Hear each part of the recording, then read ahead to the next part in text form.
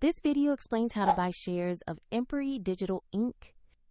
Empery Digital Inc. is a digital entertainment and technology company listed on NASDAQ under the ticker EMPD.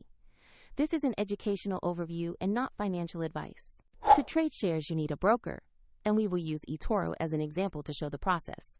After registering, you will need to verify your account, usually with an identity document, and add funds to your account before you can buy. Use the platform search bar and type the ticker EMPD to find the listing. Make sure to select the result that matches Empery Digital Inc. to ensure you have the correct stock. Open the asset page to view basic company information and a price chart.